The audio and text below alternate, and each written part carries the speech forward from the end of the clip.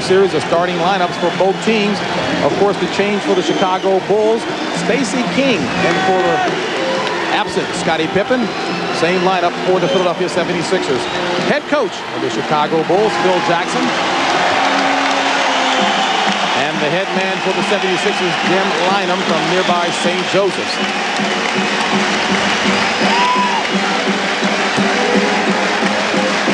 As far as the 76ers are concerned, Tommy, there is no place like home, and they plan to try and prove that today. The officials for today's contest, Earl Strom, the veteran, of course, Bill Oakes, and Jack Nees. Well, Barkley has to not let the double teams that were so effective in Chicago take the ball out of his hands. He did not do that on Friday night. Very effective early. Jaminski controlling the tap for the 76ers. This is Johnny Dawkins. Into Charles Barkley, who was simply a man on Friday night, starting off early with the basket. Well, you put him down there on the baseline and get a pick for him. Awfully difficult to double team. Jordan over Hawkins, and Michael Jordan getting off early. 5 of 6 misses from the floor in the first quarter on Friday night. He starts off quickly today. And that also was a key to the early good start of the Sixers. But Michael Jordan hitting from the outside, very, very good sign for the Bulls. Here's the double team developing. He tries to slide through. Before it totally gets set up, he ends up on the free throw line.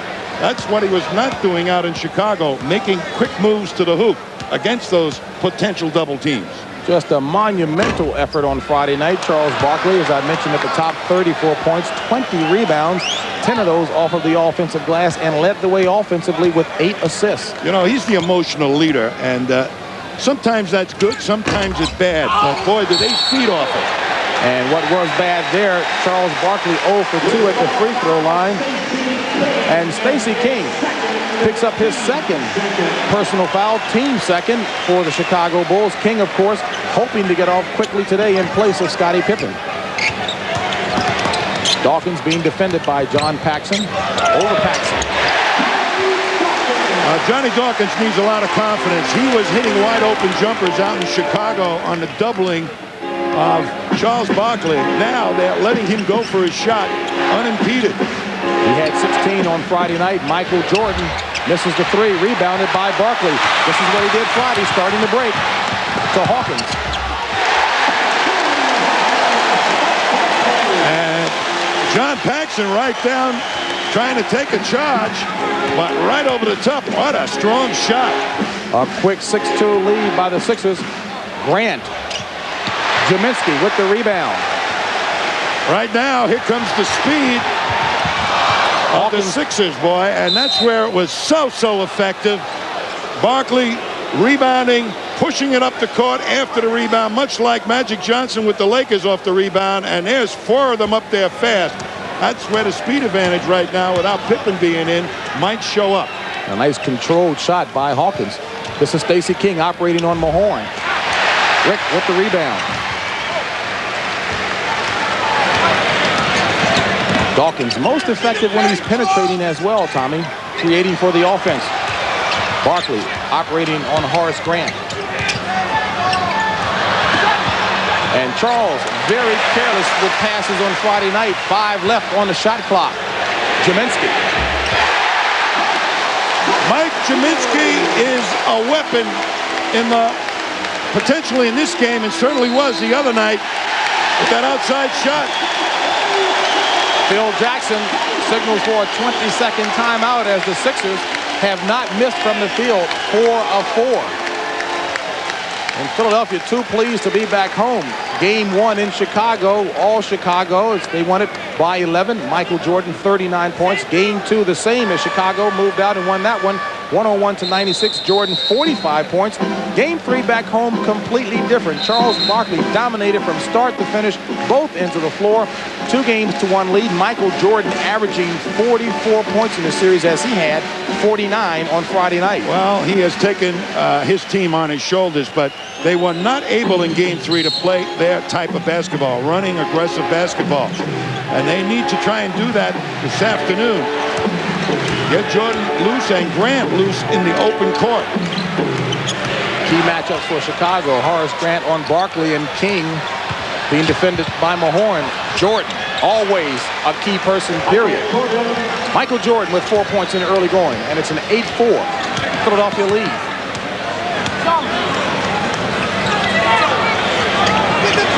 Jaminsky posting up with Stacey King. Left-handed hook shot by Mike Jaminsky wasn't pretty, but effective. Well, he's working against a rookie, and they decided to test him in the low post. That's not one of his real strong points, but against a rookie, it might be. Philadelphia yet to miss from the field, 5 of 5. Here's King with the running left-handed hook.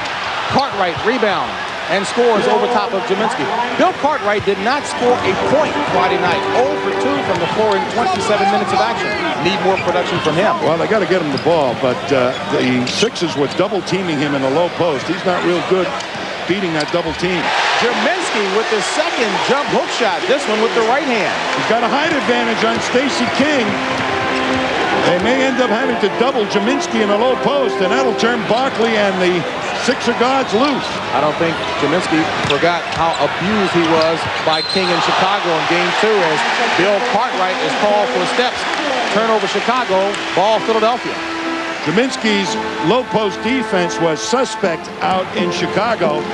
They helped him out when the ball went in against Cartwright in Game 3 by doubling down. That time they didn't quite do it.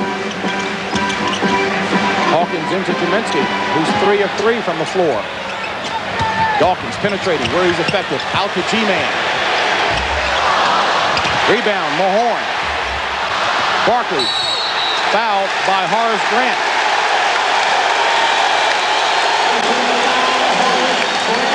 First personal foul on Horace Grant. Third team foul. This is where Barkley was immense in the third game. Mahorn puts it back off the glass, and Barkley really carves out space. That's where he punishes you.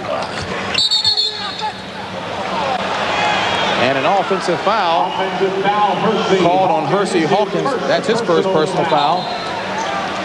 7:58 remaining in the first quarter as Jim Lynam, head coach of the 76ers, looking on his team out to a 12-6 lead in the early going. James Brown along with Tom Heinsohn and Jim Gray for Game 4 here in Philadelphia. King trying to use his quickness on Mahorn effectively that time.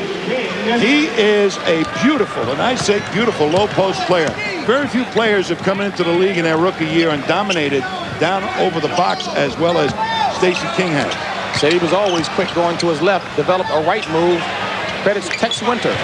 And this is Mike Jaminsky, rebounded by Grant. Chicago much prefers an up-tempo game. Jordan to King.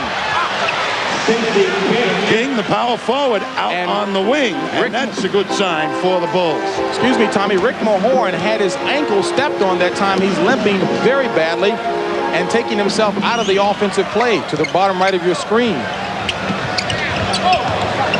Trying to run it off.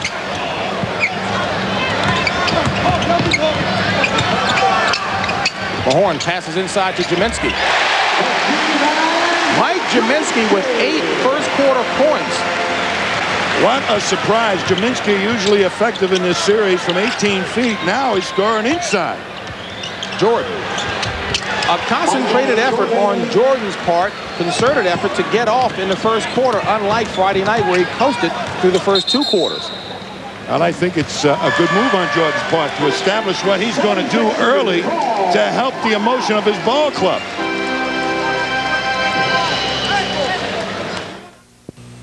GM car or truck faster? And some people out there don't believe that I have a mother, but I do. Happy Mother's Day, Mom, with all my love. And happy Mother's Day to my sisters and my other family. You're going to see Rick Mahorn right now coming in for the rebound and just twisting his knee as there was a collision. Let's look at it from another angle. Gets entwined and got hurt. Well, Tommy, we'll find out how badly. Let's go over to Jim Gray with the report from the Sixers bench. Jimmy? Okay, James, what happened to Rick Mahorn is he sprained the inside of his left knee. He's grimacing. He's having trouble putting any weight on it. Now, Tony Harris, the Sixers trainer, is working with him. Mahorn just told me that he's all right. It's just really sore. He thinks he'll be back. All right, Jim. And Rick Mahorn, of course, hurt that right knee on Friday night And now today, the left knee. Well, he's an important player, no doubt about it, to provide that banging that has caused concern to the Bulls. The intimidator that has at times taken the Bulls out of thinking of what they're supposed to do and worrying about him. Ed Neely into the lineup now for the Chicago Bulls, replacing Stacey King. And Jordan comes over to block Barkley's shot. And Horace Grant aggressively on the boards. This is Michael.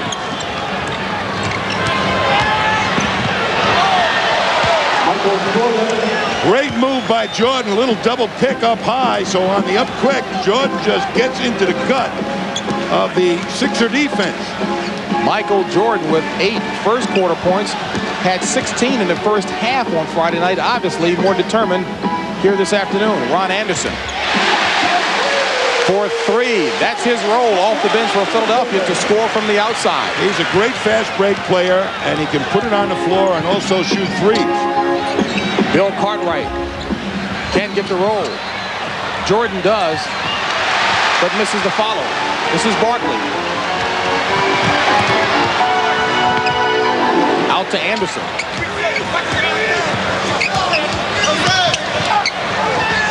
Good defensive rotation by Chicago. Dawkins.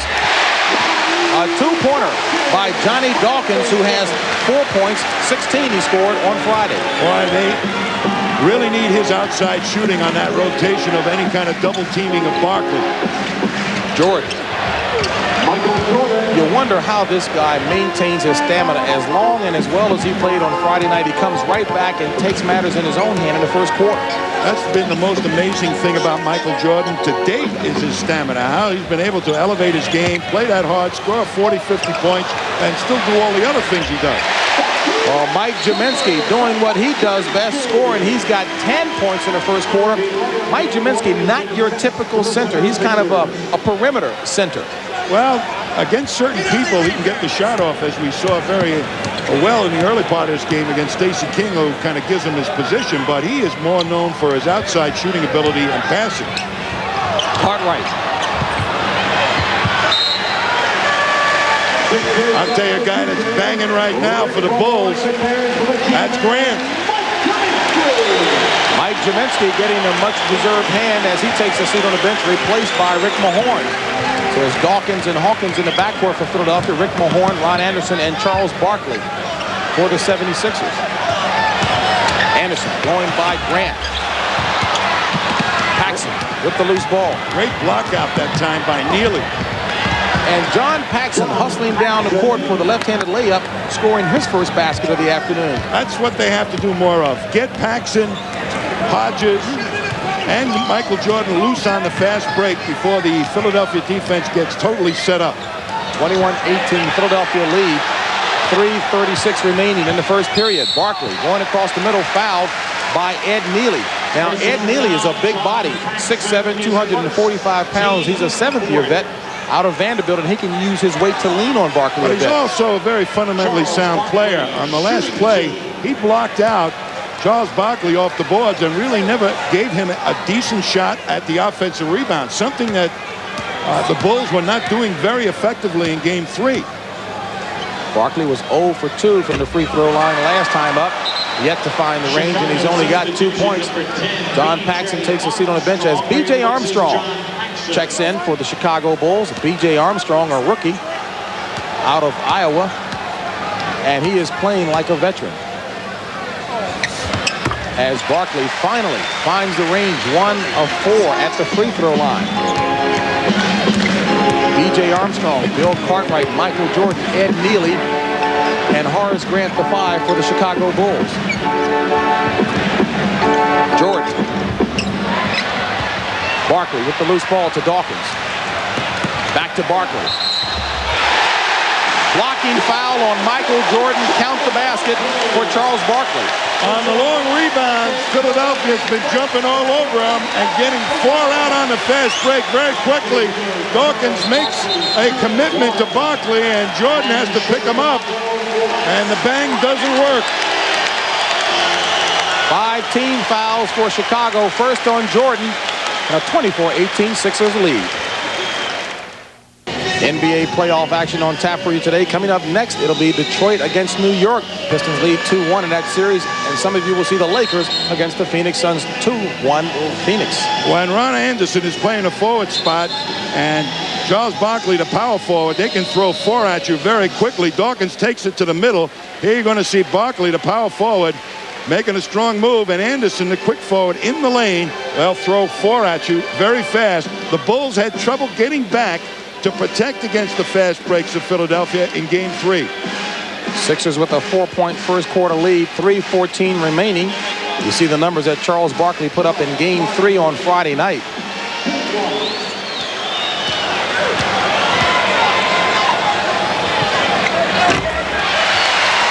Barkley improving at the free throw line, 2 of 5 now. He's got 6 points.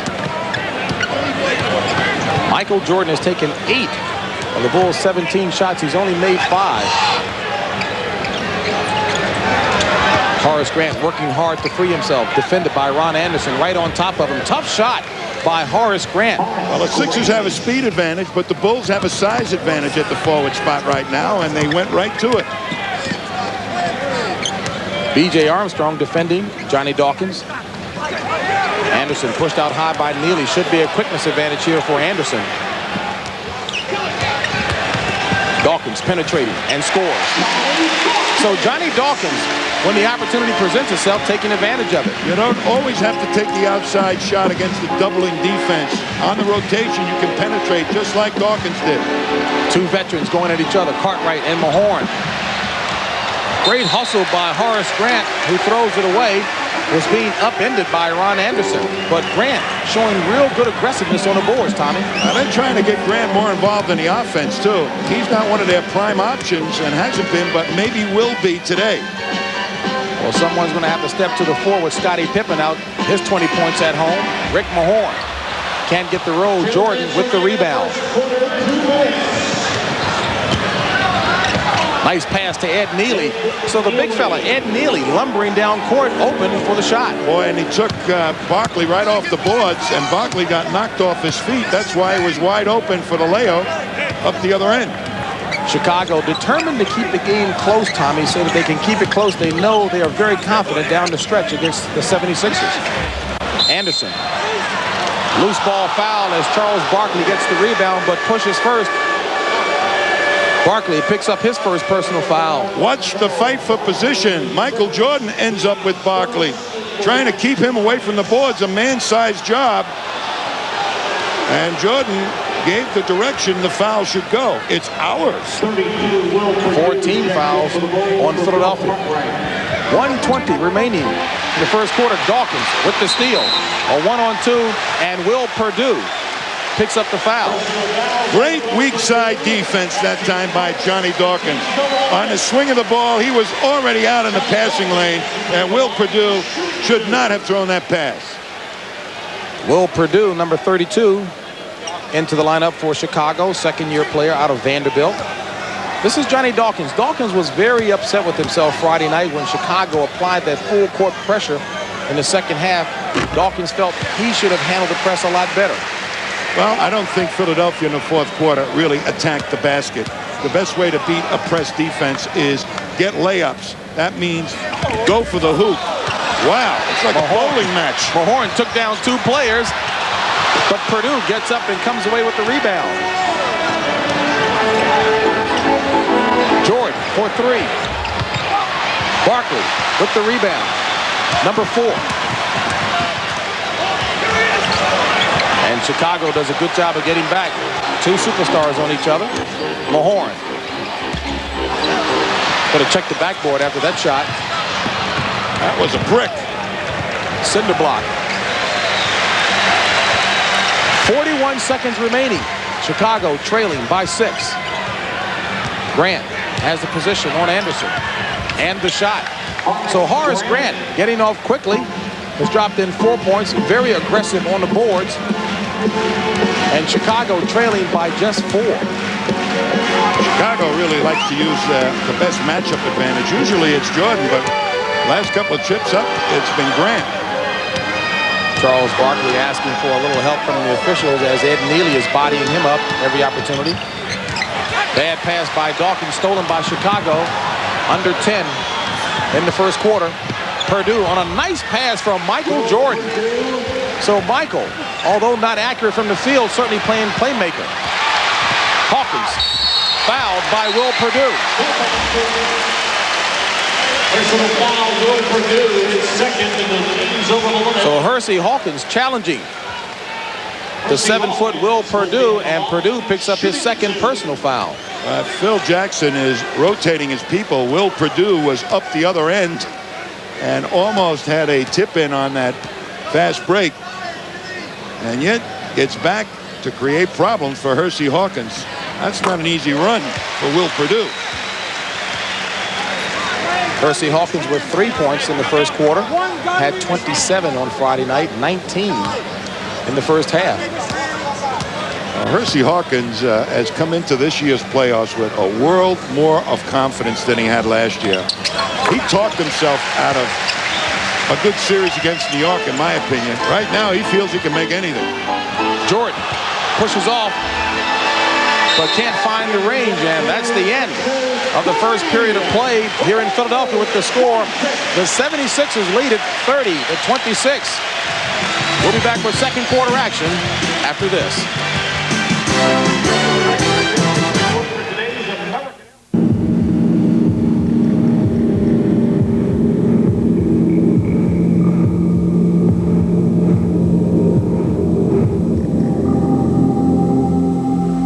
If it makes you nervous to have someone my size in your face, now you know how your kid feels when you're in his.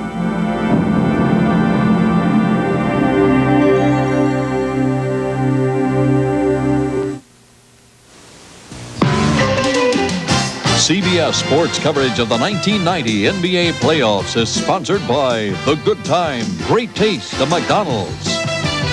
Delta Airlines, we love to fly, and it shows. And by Jeep and Eagle, official vehicles of the NBA.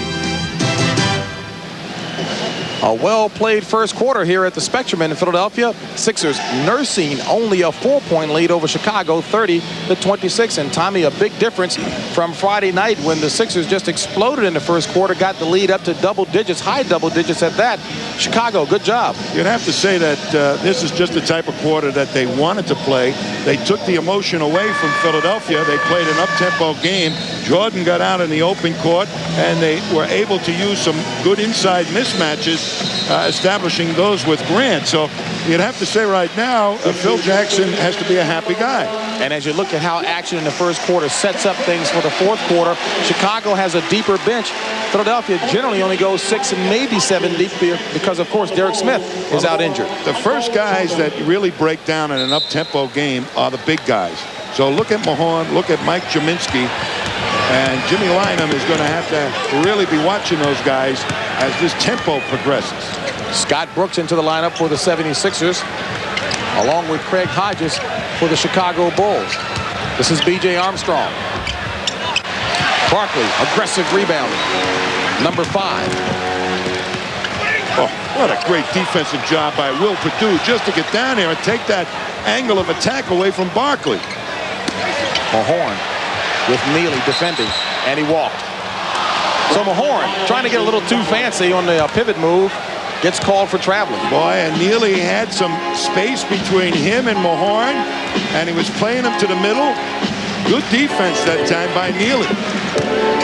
B.J. Armstrong, Horace Grant, Ed Neely, Will Purdue, and Craig Hodges, the 5 on the floor for Chicago.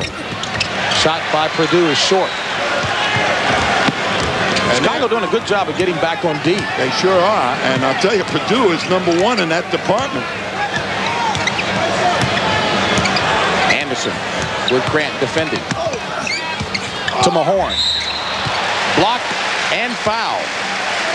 Well, getting that ball through on the baseline has to be a miracle because there were all kind of red jerseys right there, but they did.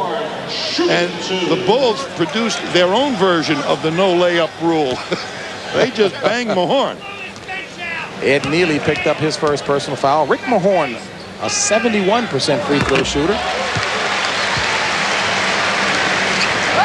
They looked to Mahorn as the guy that really turned his team around. They were surprised that he was as good defensively as he really turned out to be. He's become their defensive quarterback. And Philadelphia is 7 of 11 at the free throw line, while Chicago has yet to take a trip to the charity stripe. Anderson with the steal. Nice pass. Hawkins has it stripped by Hodges. Craig Hodges missed about 15 games down the stretch of the season because of a sprained back, and he throws this one away as Anderson, with an alert defensive play, comes up with the steal.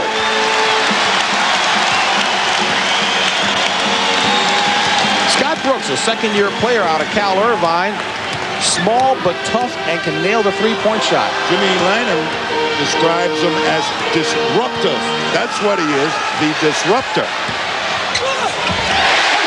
And a nice shot by Hersey Hawkins.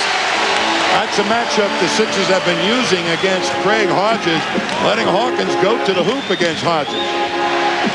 Biggest lead of the game for the 76ers, 34-26. 9:50 remaining in the half. Purdue off the mark. Neely with the rebound, back to Purdue. And Will Purdue got a lot of playing time when Bill Cartwright was out for 11 games. He and Stacey King both giving him a little bit more confidence. He's one of those projects that have landed before their time. Matter of fact, Chicago was 9-2 when Cartwright was out for those 11 games injured. Anderson. He's a two-position player, going to be very important in this series before it's over.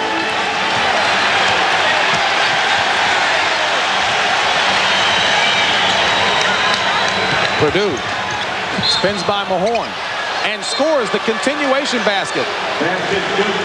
Will Purdue is really a very decent low post player. Has got some moves and has got usually a good shooting touch down there. A break in the action. Chicago trailing by 6. Recently, Four Wheel and Off-Road magazine tested the latest imports and domestics to determine this year's 4x4 of the year. The winner was then tested against past 4x4 of the year winners to determine the best of the best. They compared power, performance, and handling. And when it was over, Jeep Cherokee stood on familiar ground. Get $1,000 cash back or 0% financing on Jeep Cherokee. Describe McDonald's in 3 little words. 3 little words. Big Mac, fries, Coke. Clean, clean, clean. Butch, Gerald, David. See, I met them all right here. Toy, Happy Meals. Fresh, deaf, cooking. Extraordinary, innovative, convenient. Filet-O-Fish. You know the one, McDonald's. Food, folks, fun. Yum, yum, yum. This is it. The Tour de Light, the race to win America's favorite light beer, has reached New York. Excuse me, fellas. I'm looking for New York. Big place, tall buildings. Subway. This is when many cyclists say they hit the wall, but they push on. Why? Because it's there, at the finish line, a lifetime supply of Miller Lite. And now, it is anybody's race. All right, looking good.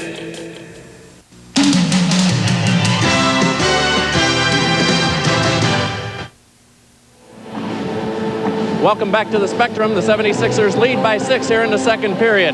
On Thursday, Sixers general manager John Nash resigned. So far, Sixers owner Harold Katz has yet to accept that resignation. He spoke to the media on Friday and was quite irritated. I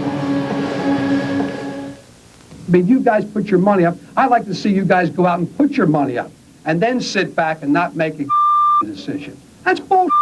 It's flat out bullshit. And I've taken 9 years of your bullshit, and I'm tired of it. Harold, we just heard you talking to the media. John Nash wants to leave. You don't want him to. What's going on here? Well, I think that John has not thought this out. I think in the last 2 weeks, he's reconsidered. We're going to sit down and talk after the playoffs, and hopefully John will stay. I want John back. He's done a fantastic job for us. I think John got burned out, and he came to me 3 weeks ago, told me about it. I said, John, reconsider it, think about it, and then the media leaked it. During that period of time, I think John has reconsidered. We will sit down afterwards. We will follow the saga. Thank you, Harold Katz. All right, Jim, and indeed the saga will continue. Harold Katz expressing his frustration because the media had indicated that Harold was a little too involved with the franchise, not letting John Nash make decisions, and you heard his response. Will Perdue, the first free throw for Chicago in the game. And there's the press defense that was so effective in the fourth quarter. Let's see if the Sixers are prepared to defeat it. Best way to get them to take it off is get layups. And Chicago will give Barkley the outside shot all day long. Will Perdue has Chicago's last 7 points.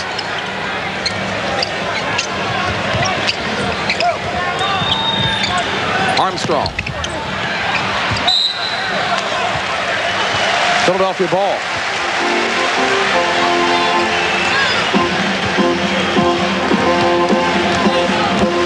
Scott Brooks bringing it up for Philadelphia. Well, to harass him in the backcourt right now, that takes some clock, time off the 24-second clock. Doesn't give him an awful lot of time to run their half-court offense. And Perdue can't find the handle on the rebound off of his teammate Horace Grant. Stays Sixers ball. Mike Jaminski back in for the Sixers. He's the leading scorer for Philadelphia with 10 points. Barkley with Neely. Double clutches. The good help by the 7-footer Will Perdue forced Barkley to double clutch. It sure did, and Barkley kind of could have taken it right through there. He's favoring the fall-away jump shot right now. Grant. So Horace Grant using his quickness to get by the smaller Ron Anderson, and Horace Grant with 6 points. It's a 36-33 Philadelphia lead. Now the tempo, Tommy, is more to Philadelphia's liking. This is B.J. Armstrong. Nice pass back to Perdue, blocked by Barkley. Here come the Sixers. And a technical foul is called on either Will Perdue or Phil Jackson. Both were mouthing off. But they took a layup away from the Sixers while that argument was ensuing. Phil Jackson up as Philadelphia had a real good fast break advantage. Will Perdue claiming that his shot was goaltended on that Chicago fast break thrust. And Jack Nees promptly assessed the technical to Will Perdue. So Hersey Hawkins, an 88% free throw shooter on the regular season, will shoot the technical. And gets the familiar roll from the hometown rim. You know, Hersey Hawkins is what I call a middle finger shooter, not an index finger shooter. Which means sometimes you're going to have bad nights because it rolls off the right side of your hand, not the left side, the thumb side. Sooner or later, when they become pros, they start working get down and get the ball on that index finger. The pointing finger. Jaminski, 12 points. The jump hook shot is working extremely well for Jaminski. 6 of 8 from the field. Going one-on-one down in that low post against Perdue, the big guy. And boy, the fans have been on Jaminski hard here in Philadelphia, so this is somewhat retribution time for him. Anderson with the rebound. And Chicago stopping the Philadelphia. Fast break with the double team. Thornton. The Bulls all over the rebounder. He got the outlet out, and boy, did they get it up the floor quick.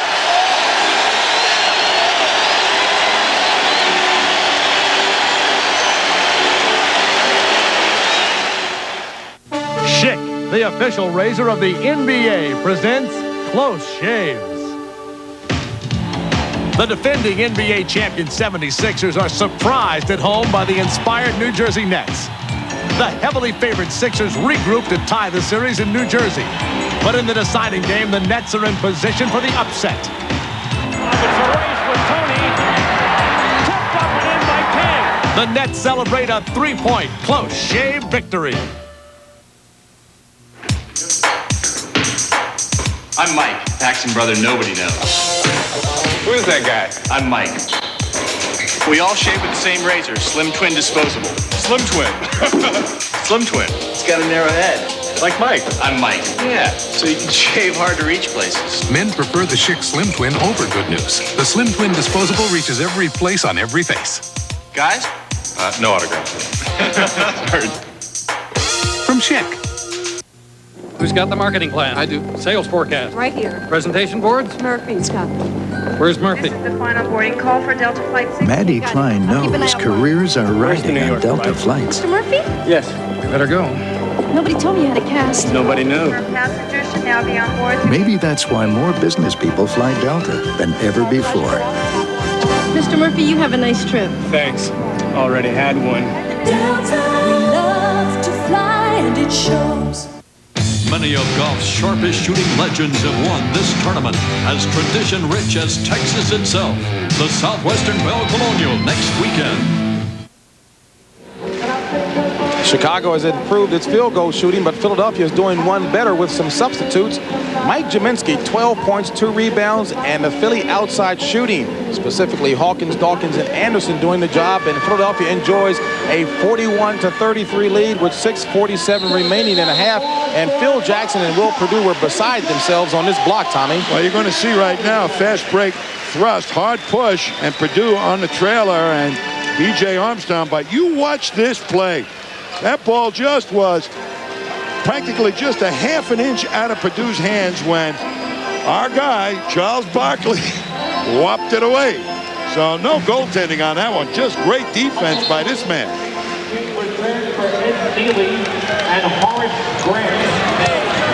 B.J. Armstrong, Craig Hodges, Stacey King, Will Perdue, and Michael Jordan, the 5 for Chicago.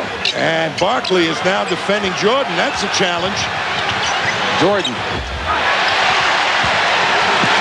Scott Brooks with the loose ball. And Michael Jordan on Charles Barkley. Strength advantage clearly to Barkley. Can't get the pass into him to take advantage of it. Too long a pass, and Michael Jordan with those quick feet right around Barkley. Hodges. Well, Jordan's now playing that quick forward spot, and that quickness advantage definitely ought to go to Jordan.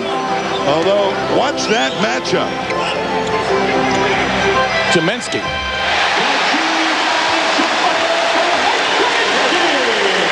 Mike Jaminski is on fire. 7 of 9 from the floor. 14 first half points.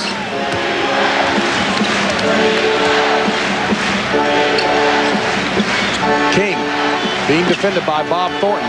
And Barkley is just trying not to let Jordan get the ball at all. Perdue fouled on the shot. Shooting situation. They're going to see right now Michael Jordan defending against Barkley in Barkley's turf. And the pass too long. And look at Michael Jordan really confusing Barkley and the passer as to where he is. And he just stepped around with those quick feet and picked it off. That's the best way to play a low post player, is not let him know where you are. And with those quick feet, boy, you can do some damage. Perdue misses the second. Bob Thornton was assessed a personal foul, his first, team second for Philadelphia here in the second period. Horace Grant back into the lineup for the Chicago Bulls, replacing Will Perdue. And Will Perdue played one great stint there. He hustled and went back, and for a center to get back and protect against fast breaks, that's a big effort. And Perdue sits with 8 points, having scored 8. Johnny Dawkins back into the lineup for the Sixers, replacing Scott Brooks. Jordan. Grant with the rebound, fouled by Bob Thornton. So Horace Grant continues his aggressive play, going to the boards, and rewarded with the trip to the free throw line. Well, he's being defended right now, I believe, by Ron Anderson, and Ron Anderson is not a power forward. Anderson 6'6", giving away 4 inches to Horace Grant.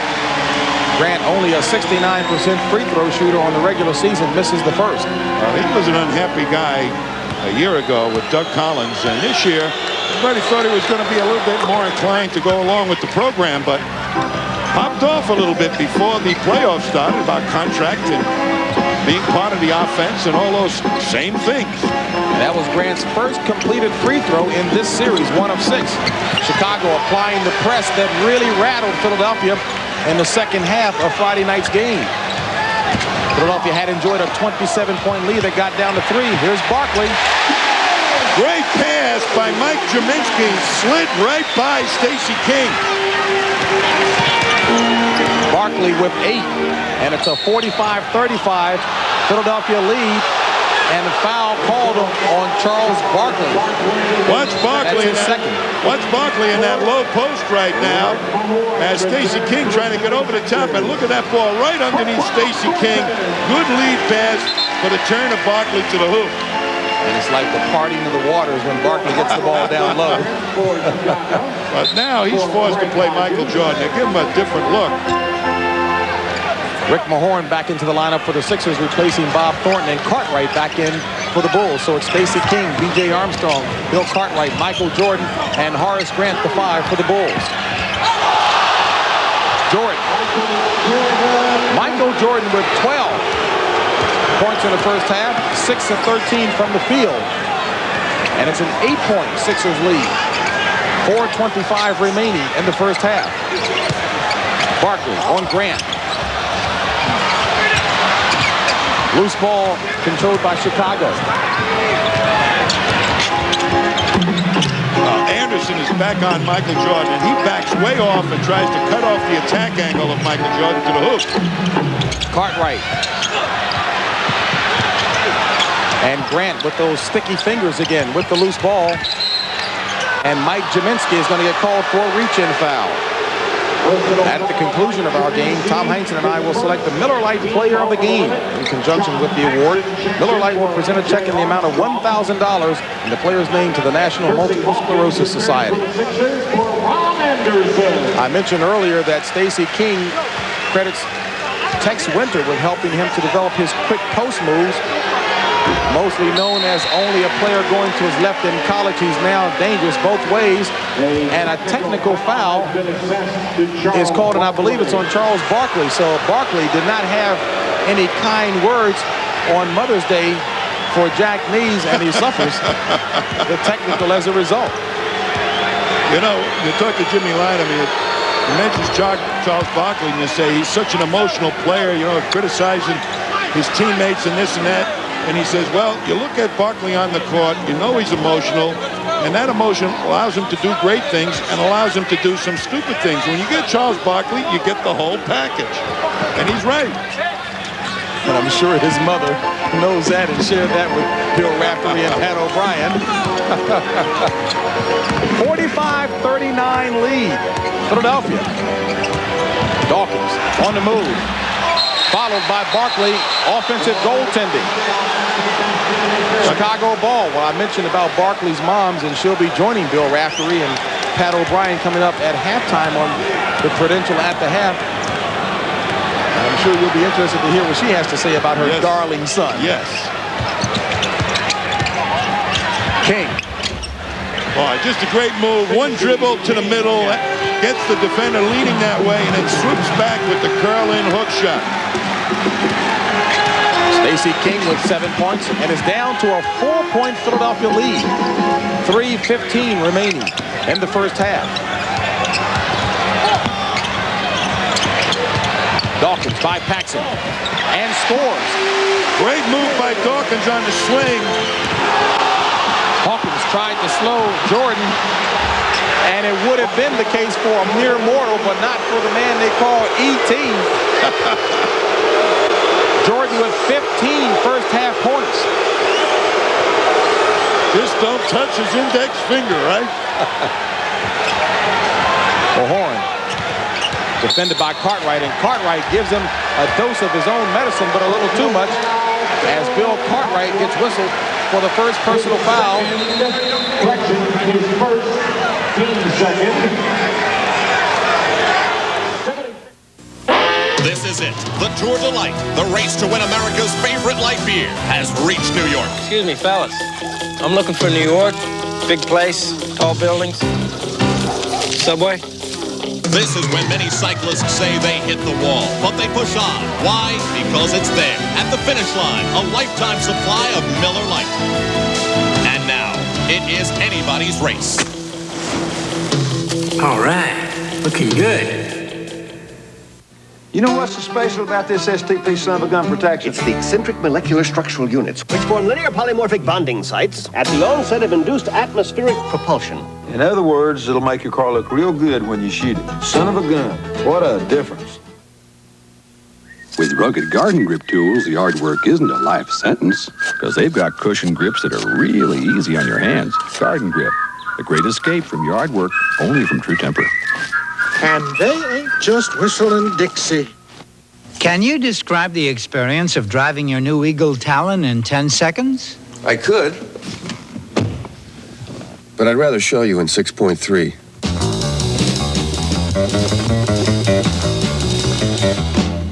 Did you know Eagle Talon is one of Automobile Magazine's top 10? Talon has won several prestigious automotive awards, so what's one more? Car and Driver's 10 Best.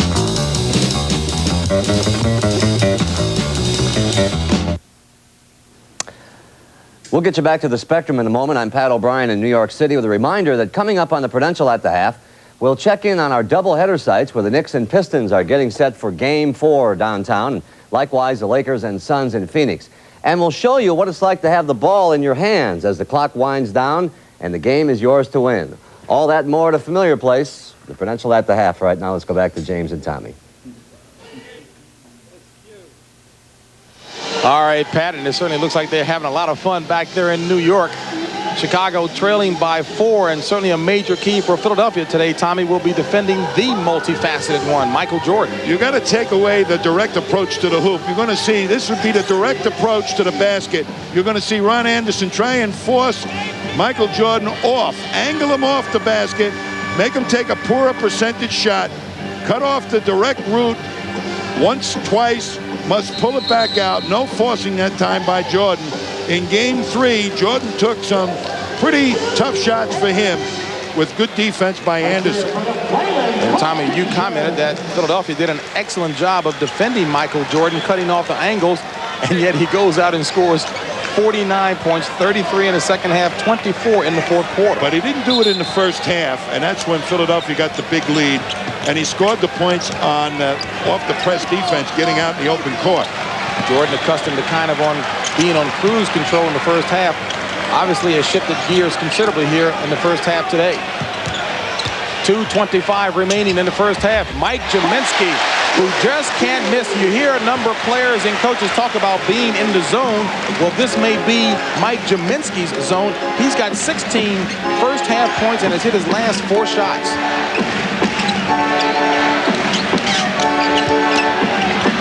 King and the spin moves that we've talked about so much working effectively for him. Well, he turned him to his right hand, but he still got the left hand shot off.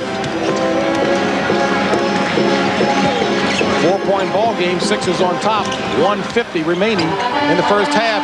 Hawkins has it stolen, and Rick Mahorn is going to get called for a holding foul. Michael Jordan will travel to the free throw line. Going to see some low post moves. Jaminski takes him to the middle, draws the double team, then goes back to his left hand, and he's righty. You're going to see King right now. They're playing him to come down to the baseline, forcing him to his right hand, but he gets the left hand jump shot off. A little wrong-handed defense that time by Rick Mahorn. You got to keep your right hand up against the lefty.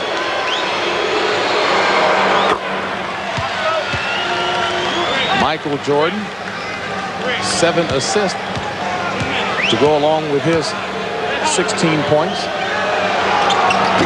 Make it 17.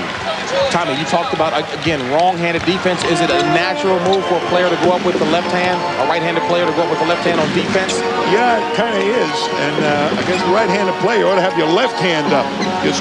Your strong hand, if your right hand is your right hand naturally, you got to learn to play defense against the right-handed players with your left hand.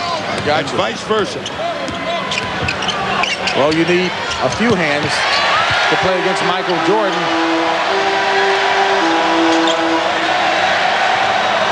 The ball didn't hit the rim, so the shot clock is down to 6 for Chicago. Paxson Nice move by John Paxson, shooting with the offhand. And it's a tie ball game, 49-49. And just that quickly. Good look that time by Dawkins as Hawkins had sneaked away. And the no layup rule that we heard about at the top enforced that time as the personal foul was called on Rick Mahorn, his second personal foul, 15 foul.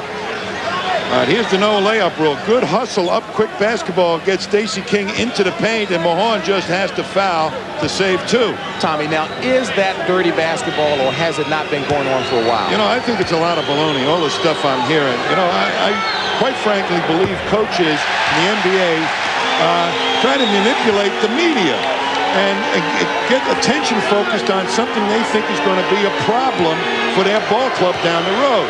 Now, yeah, Philadelphia is rough and tough and all the other stuff, but that has always been a part of the game.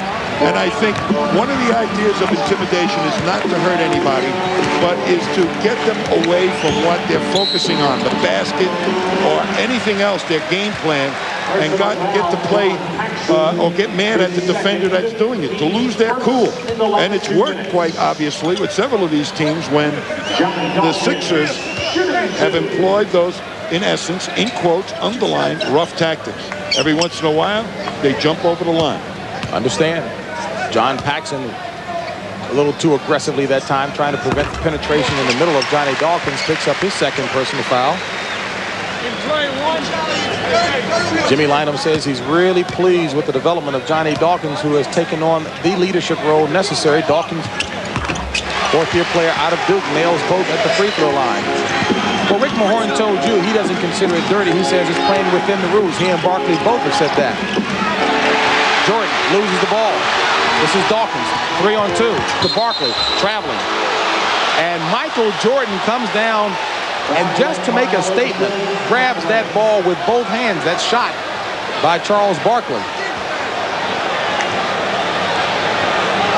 Philadelphia plagued by turnovers here in the first half. They've got 11 and hold on to only a 3-point lead. Under 30 seconds to go in the first half. Purdue make it Paxson. King with the rebound. And Jaminski with the board. Barkley. Charles Barkley barreling to the basket, fouled by Horace Grant. Second personal foul on Horace Grant. And don't forget, coming up in 17.9 seconds, we'll have the Prudential at the half in New York, where Bill Raftery and Pat O'Brien continue to have fun and inform you. You know, Barkley, in preparation for this series, playoffs, on the back of his sneakers, he's got written for everybody to see, kick their butt. But it's another word used for butt.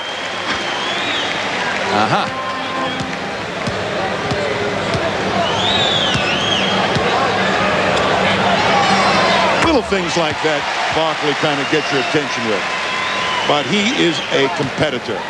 And right now, he has not produced in this half as effectively as he did in Game 3. As a matter of fact, Barkley only has 4 points in this period, total of 10. He's not being as aggressive as he could be or as quick as he could be in his moves to the hoop. And could have tired legs. This is the eighth playoff game in 15 days for the Sixers. Under 3 seconds, Jordan out to Hodges. And that'll do it. That's the end of the first half with the score. Philadelphia 55, Chicago 50. Pat O'Brien and Bill Raftery will be along with the Prudential at the half after this message. CBS Sports coverage of the 1990 NBA playoffs is sponsored by Ford and your Ford dealer. Have you driven a Ford lately? Nike, who reminds you to just do it. And by Dean Witter. Dean Witter measures success one investor at a time. A strong shooting first half by the Sixers, led by the 18 points of Mike Jaminski, has the Sixers holding on to a 5-point lead. Now, most coaches get inside of statistics, not taking them at face value. And as head coach of Philadelphia, Jim Lynam, told out Jim Gray, he's got concerns going into the second half. Jimmy Lynam, your team leads by 5, shooting 60%, and Charles Barkley really not involved, only 10 points and 1 offensive rebound. A concern in the second half? Well, the 2 areas I'm concerned about, we have 11 turnovers, which obviously makes it tough to put the ball in Charles' hands as much when you turn it like that, and they've kept the ball alive at their end. I think they have 9 offensive rebounds, so those 2 areas. Thank you, Jimmy. Welcome. All right, and Tommy, again, I talked about that first half shooting of Philadelphia's done well. Well, you see Mike Jaminski there having a real great ball game for him. He's been the emotional leader in this first half, not Charles Barkley. And there you see Dawkins doing his thing from the outside. And Philadelphia leading 10-16 with those outsiders. And look at the points in the paint. Jaminski to Cartwright's 2. Big edge right now, making up for the lack of scoring of Barkley. And there's the offensive rebounds that was completely in Philadelphia's favor on Friday. As a matter of fact, Tommy, the 3 concerns that Phil Jackson had coming into today's game were second shot opportunities for Philadelphia on Friday night, transition points, and points in the paint. Complete turnaround for his team. So Jimmy Lynam does, in fact, have a little bit of discomfort legitimately going into the second half. Well, there's one good sign. Charles Barkley usually doesn't play 2 halves the same way. So if he played a poor one here, he perhaps will have a great one. But what Chicago's really done is stop the fast break of Philadelphia. Great getting back by the big people of the Bulls. And the other side of that notion, neither does Michael Jordan. He normally doesn't play the same in 2 halves. He had 17 in the first half. He'll probably go up in the second half, and up and in goes Stacey King as he drops in the running hook for his 12th point of the afternoon. Well, he's as nifty a low post player as I've seen come into the league. Chicago cuts the Philadelphia lead to 3. Hawkins. And Hersey Hawkins is hit on the wrist. Earl Strom, the 32-year veteran in his final season of refereeing, used those wise old eyes. And Tommy, you've seen that a lot. Well, I remember Earl from way back, and certainly the league is going to be missing one of the great ones because he can draw with anybody, as you're seeing right now. Gets his point across. Did he do that as much with you as well? He called me the yes man. Auerbach would jump up and say, Earl, call a foul. And I'd jump up and say, yeah, call a foul. Well, that foul was called on Michael Jordan, his second, team first.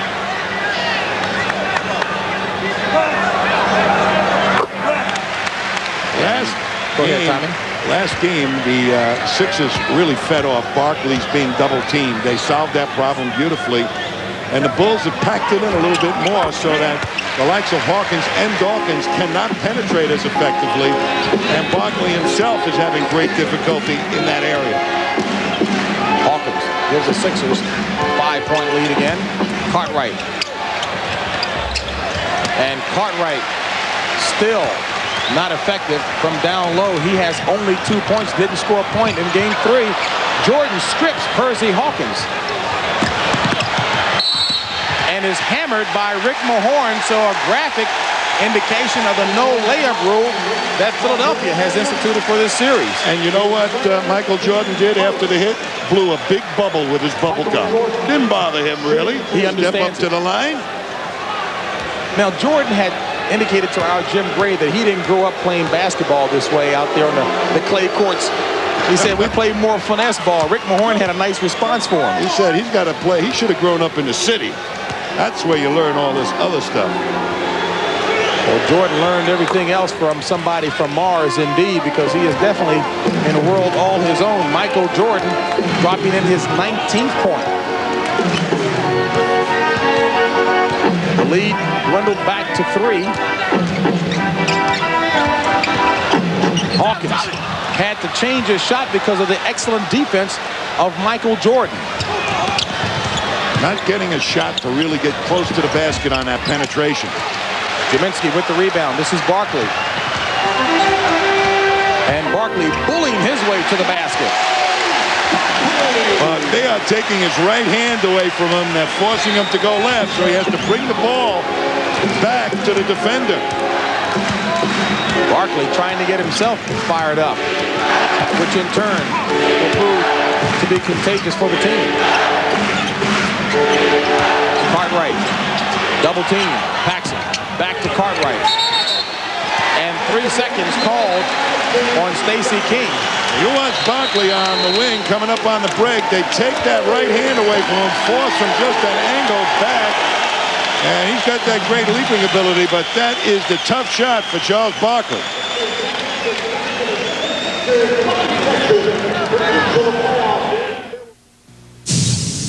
Welcome to the ninth. The excitement continues here on CBS. NBA playoffs, Eastern Conference semifinal action. Detroit and New York up in the Garden. Patrick Ewing with 45 yesterday. And out west, the Phoenix Suns have taken a 2-1 lead over the Los Angeles Lakers. And some of you will see that. Right here, an excellent game being played in the Spectrum. Game 4 of this Eastern Conference semifinal series. Chicago trailing the Sixers 59-54. Charles Barkley and Michael Jordan. Michael Jordan doing the job with 19 points. Barkley with 12.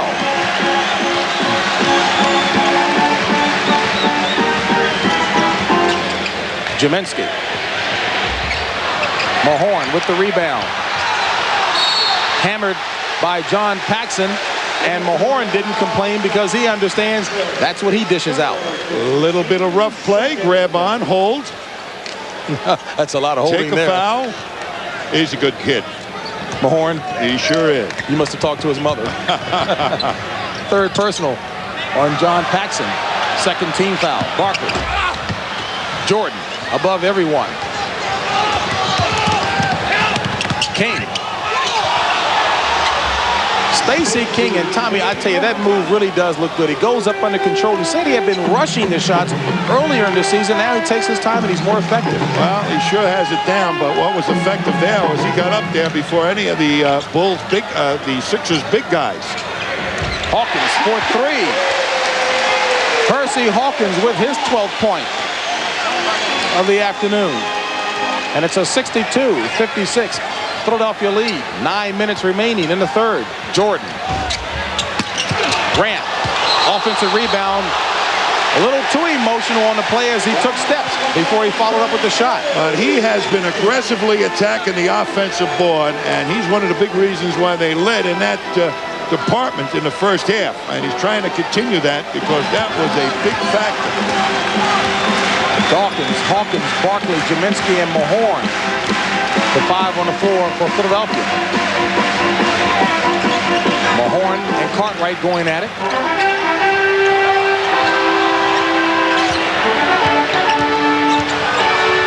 And Mahorn leaning in but can't get the roll.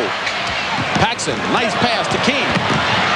And Stacey King at 6'11", outrunning the 6'3" Hawkins. Oklahoma basketball. Everybody runs out there. Billy Tubbs' specialty. Hawkins for 3. Second three-pointer for Hersey Hawkins. And just that quick, he's got 15 points, and the Sixers lead it by 7.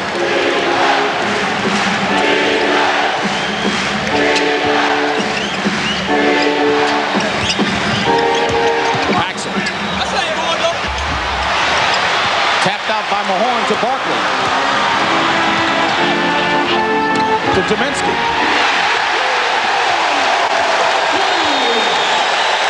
Great look that time by Charles Barkley.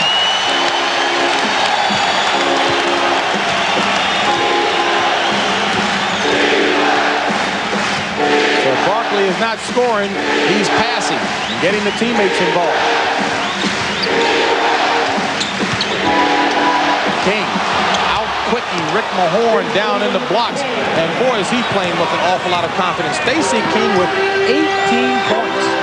Rick Mahorn has not attacked his shooting hand at all. Now the official reacting to Rick Mahorn, Billy Oakes thinking that Mahorn is going to go back at Cartwright. I got to get my good spot here. How many times have you seen guys that he was defending end up on the floor? He knows what it's like. But you know what's really funny? They asked Rick Mahorn, they said, why are you guys wearing black shoes? And he said, well, we thought about pink and about lavender type shoes, but we're not that kind of team, pink or lavender. They are that kind of team.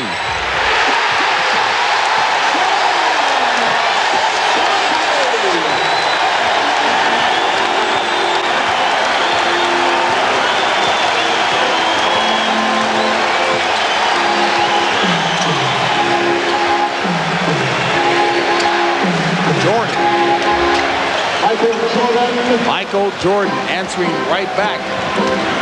Michael with 21 points. 7-point Philly lead. Barkley. Boy, he had a clear shot to the hoop that time on Grant. Paxson better when he posts up like that or squares up, and he nails it 6 out of 10 times. He will do that. John Paxson. But they're advancing the ball very, very quickly, and Paxson in the corner is a decided option. And despite the run by Philadelphia and the emotion of the crowd, Chicago trailing by only 5. 6 minutes remaining in the third. Grant, good knockaway. This is Paxson. Blocked by Barkley. And it starts a break. Hawkins for 3. Kaminsky in the first half. Hawkins with the outside shots here in the second half.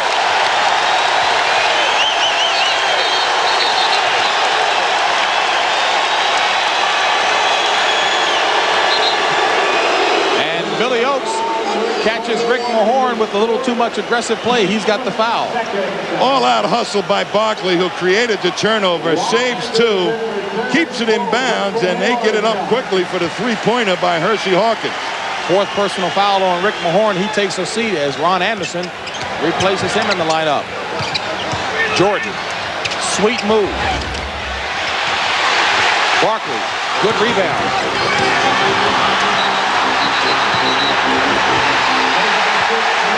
And Barkley, as he leads the break, is fouled, showing his agility and ball handling moves. Jack Nees whistles the foul on Grant, his 3rd. Here he comes off the boards with the rebound. Right now, he should have gotten it to somebody else, but they attacked him too quickly and decided, well, I might as well continue on. But there were people open at the wing. And at least in the film room, before practice, they can say, I made a stab at it, but they didn't go wholeheartedly after Barkley. Anderson. King runs it down, stolen by Hawkins, and hammered by Cartwright.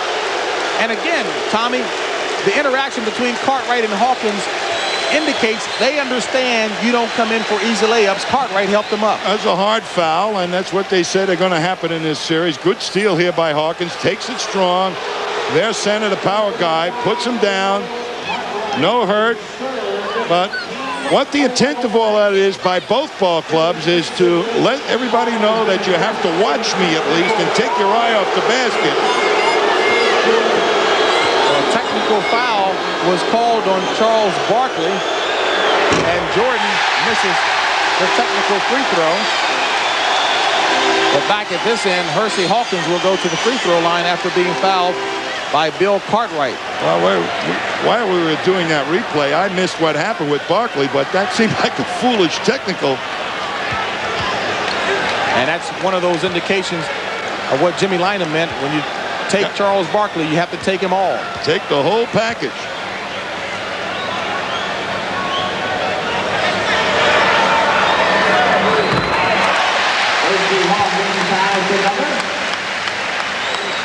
Well, let me correct that. The technical foul was actually called on Jim Lynam, so I'm sure Charles Barkley will say, well, you got to take all of Jim Lynam too. That's right. Got to take his whole package. What was he screaming about there?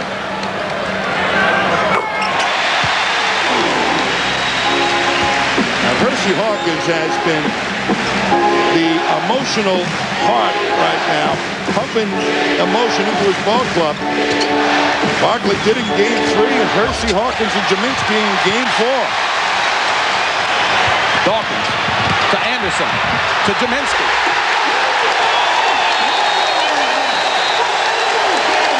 Timeout, Chicago.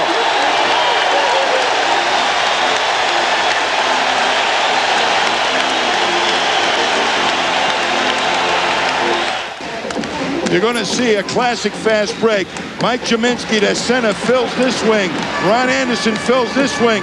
They get the ball into the middle, dribble up against a two-man defense. And do they make that bottom man of the defense react with a good thrust by Anderson on the left wing? Here's Jordan, has to go for that move, and it leaves Mike Jaminski wide open for the layup. Great fast break basketball. And a 76-64 Philadelphia lead. I saw Charles Barkley complaining to the official and thought the technical was on him. It was actually on Lynham. Jim Gray has a clarification. Just before we went to break, Jimmy Lynham and Earl Strom went after each other, and Earl told me in between the break he's not going to take any more guff from any of the Sixers. He told them they're the toughest team to officiate, and he's not going to take it anymore the rest of the game the next time you're out. But JB? He's only got a couple more weeks. You think he could survive a couple of more weeks? After 32 years. Jordan. What a play by Jordan. And Percy Hawkins looking for a jump shot, and he just whisked right by him with the finger roll.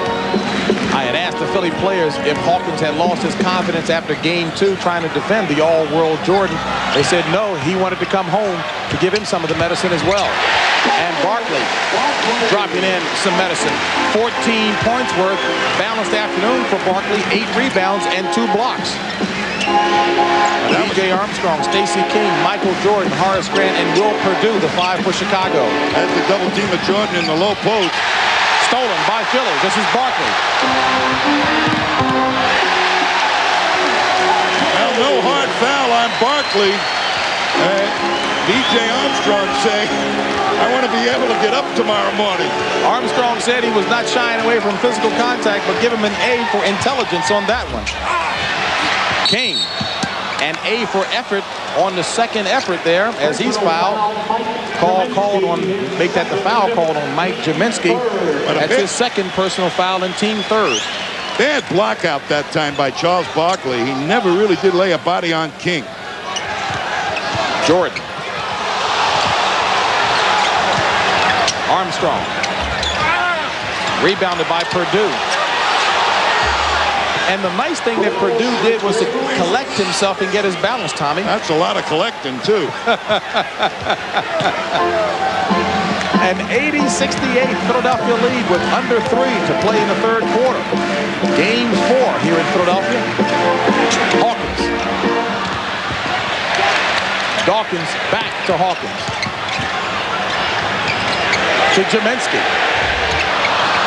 And Philadelphia staying on the glass as Anderson gets the rebound, knocked out of bounds by Jordan. Bob Thornton comes in to replace Mike Jaminski. Jaminski has certainly played a whale of a game. His shot started to get a little flat. He's tired. Goes to the bench. But he dropped in 24 points before getting tired. Barkley, shot missed, rebounded by King. 5 rebounds by Stacey King.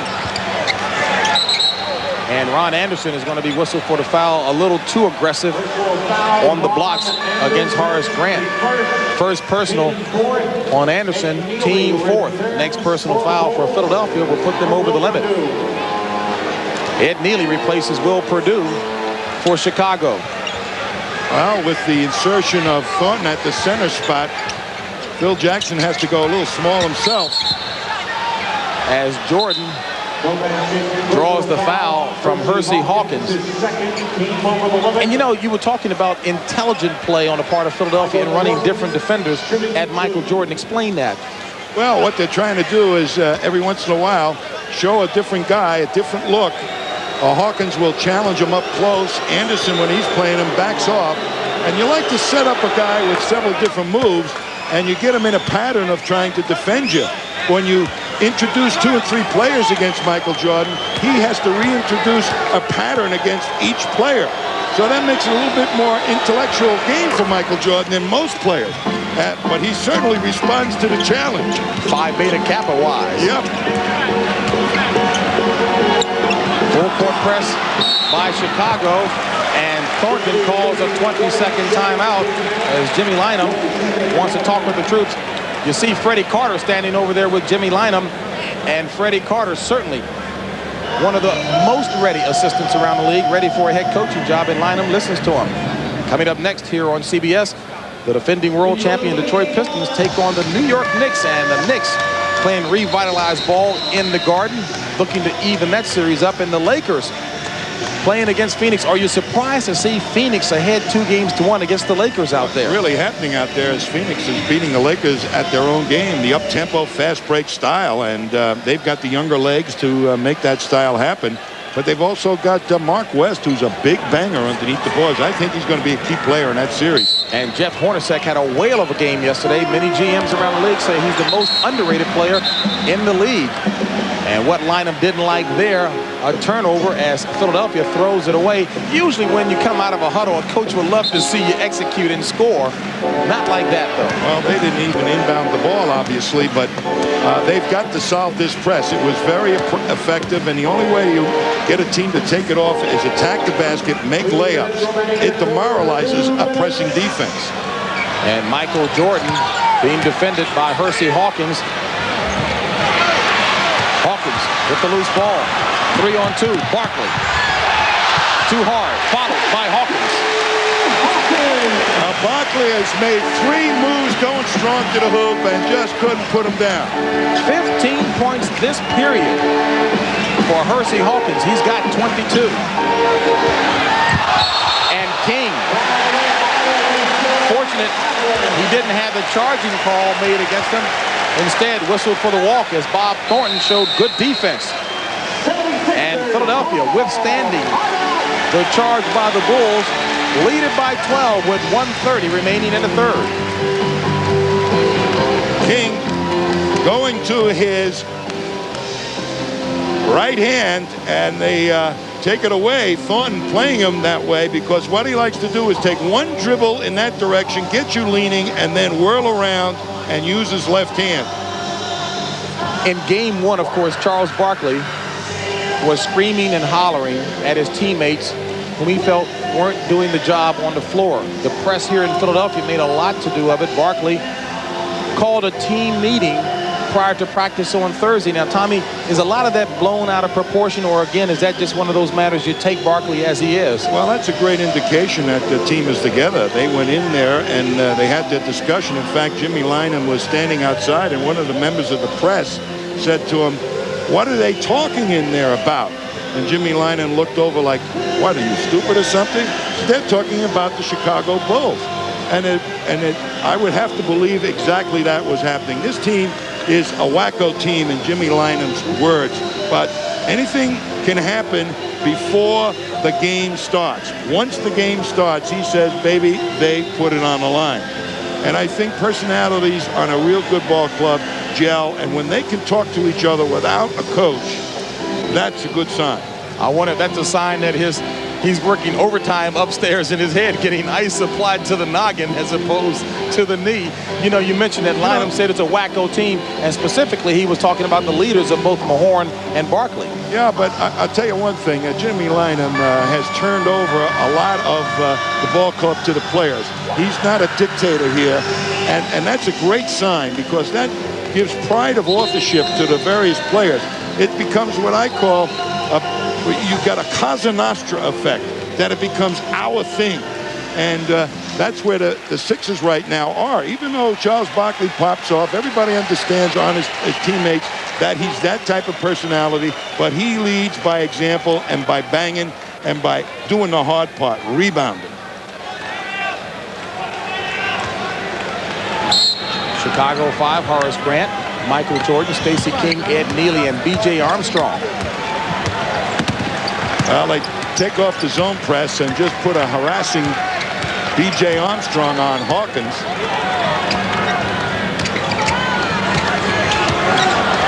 Under 10 on the shot clock. Anderson on Grant.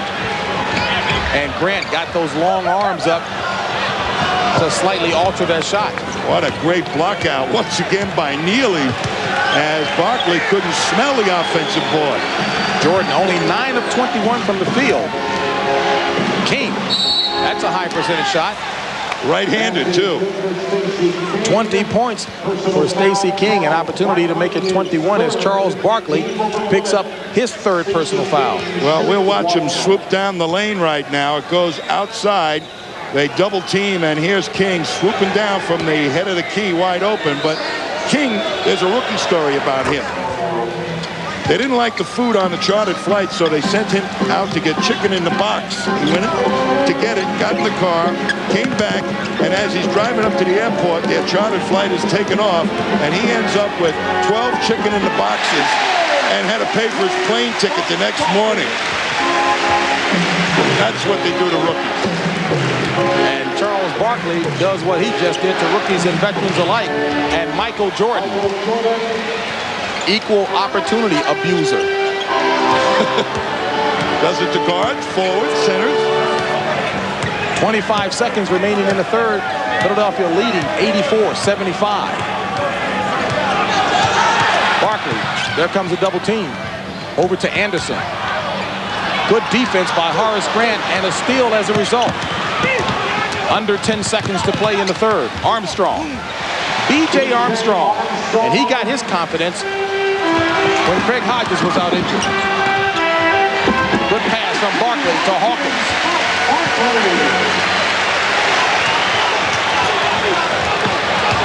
Jordan.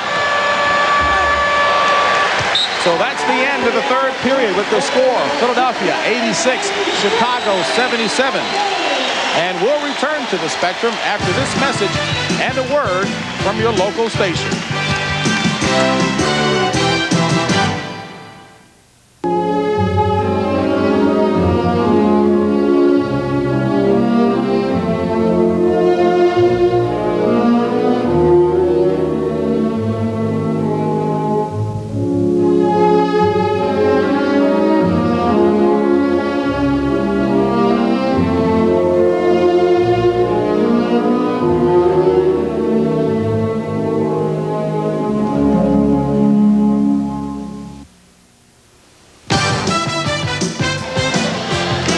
The stretch run of Game 4 here in the 1990 NBA playoff coverage between Chicago and Philadelphia. Philadelphia on top 86-77. Let's check in with Jim Gray. Well, James, Phil Jackson just told his guys in the huddle, we were down 27 points on Friday night. Now we're only down 9. We don't need any kind of effort like that one. We just need to play smart, get back on their fast break, and if we have to take some hard fouls like they do, let's do it. But we can come back. We proved it the other night. James? All right, Jim, and Michael Jordan was on the bench when this team was down by that far and asked Phil Jackson, let me back in, let's make a run at it. Had trimmed the Philly lead to 3 points, so certainly it can be done. Scottie Pippen, of course, is not here, and that's going to sap the quickness a little bit at this key juncture.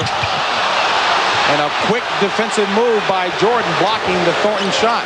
He likes to play scrambling defense. Read what's going on and then use his quickness to get in there and defend or steal. And Bob Thornton smacking Stacey King.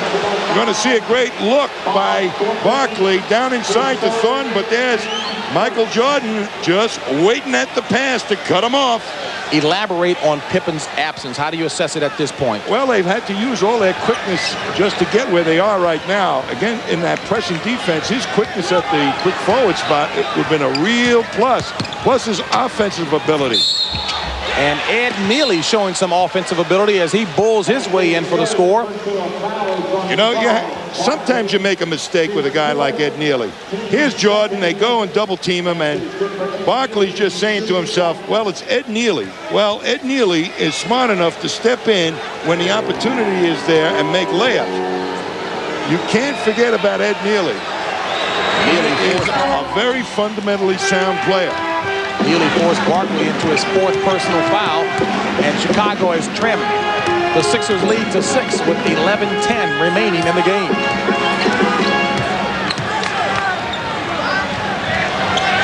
Barkley looking to return the favor to Neely. Waiting for the double team. This is Scott Brooks for 3. That was a big hoop because at pressure defense, taking some time off the clock, take some options out of your half-court offense. Defensively, Scott Brooks reminds me of a miniature Dan Marley. King. Neely and Barkley doing battle. Neely winning the battle.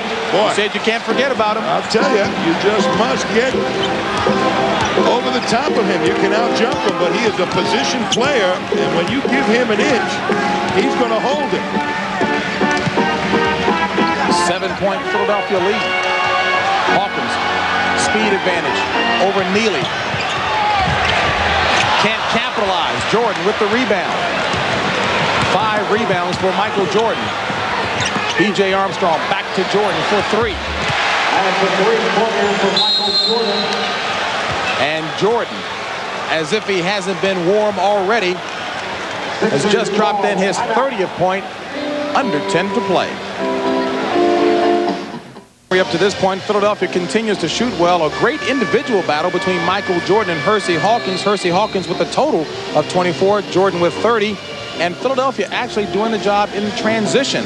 The score right now, a 4-point lead being nursed by Philadelphia. And Tommy, on Friday night, Chicago showed a very effective trapping defense. You think you'll see it here? I very much do. I think they're going to scramble around. A scrambling defense is a very gambling defense, and it takes you out of the plays that you would like to use.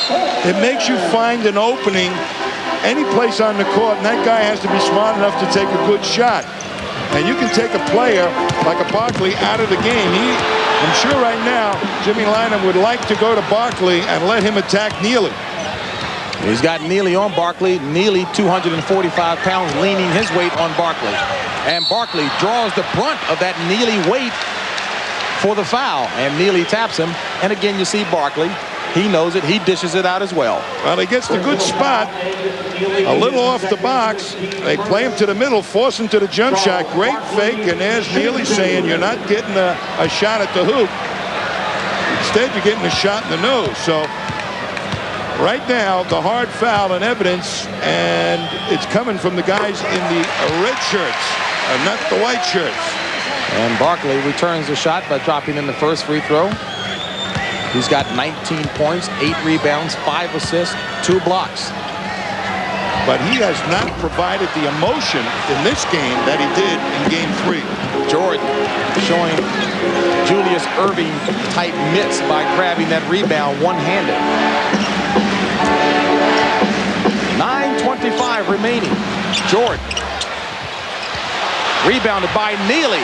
And Ed Neely showing why he played so much in Game 3 in place of Scottie Pippen. Coming to the fore, 9 points and 6 rebounds for Ed Neely. Don't take him for granted. He knows how to play the game. Chicago with a chance to cut the lead to 2 or to tie it with a 3. Armstrong blocked by Mahorn. And that last rebound, Ed Neely was the guy that tipped it out. I'm telling you, he's playing a whale of a game here.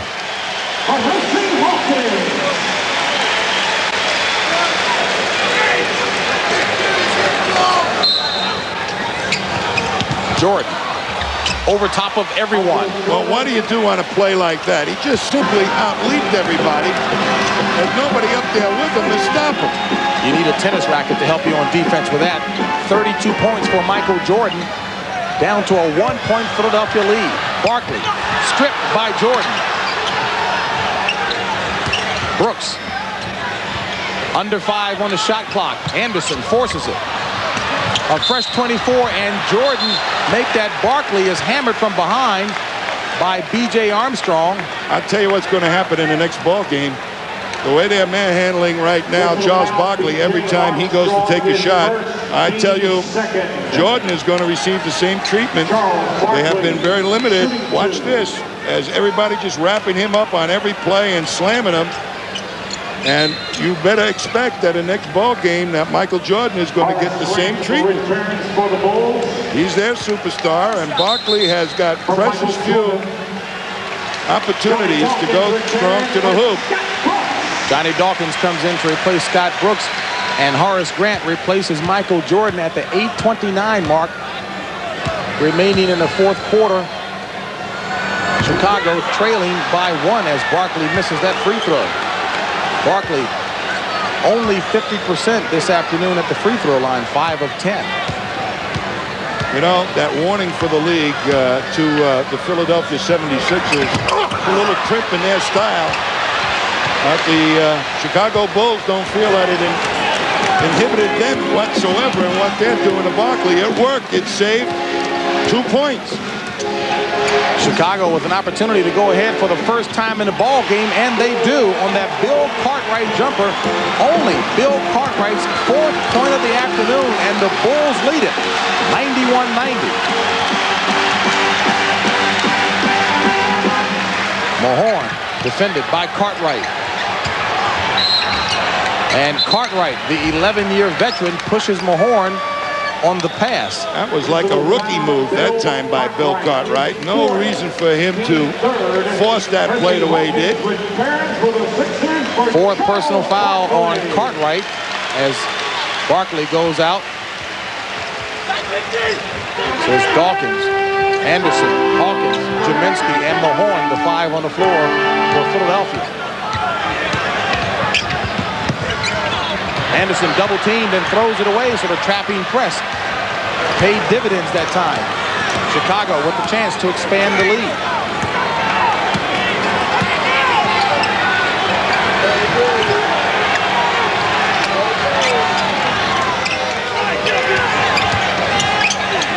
Under 5 on the shot clock. Armstrong's got to get it up. And the 24-second clock catches him before the basket by Bill Cartwright. Little trapping double team on Anderson in the corner. Best place to trap. No passing angles. Bad pass way out high as Dawkins never got too close to him.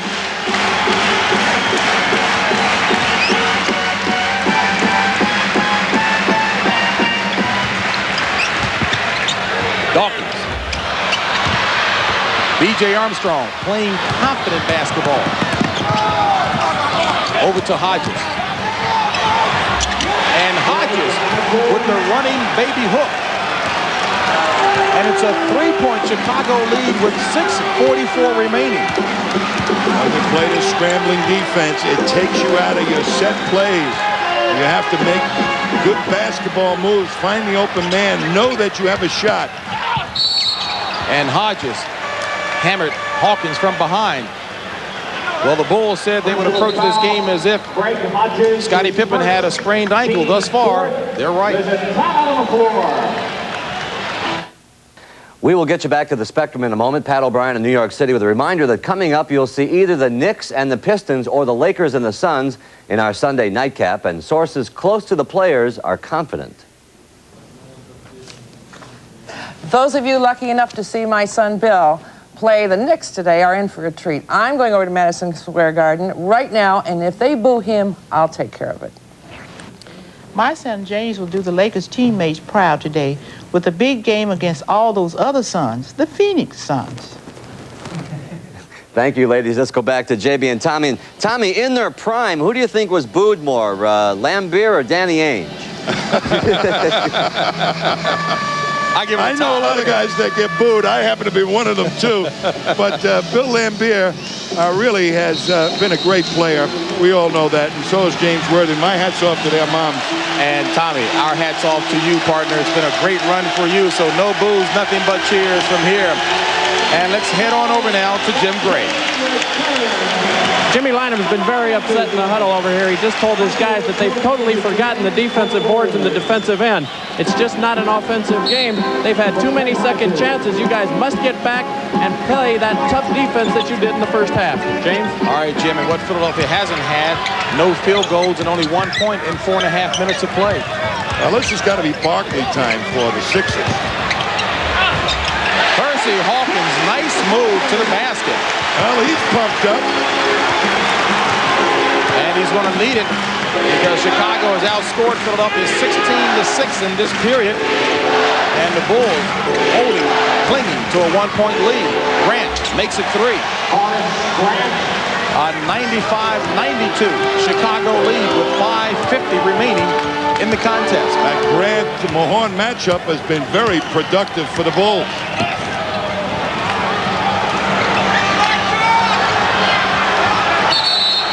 And illegal defense called against Chicago.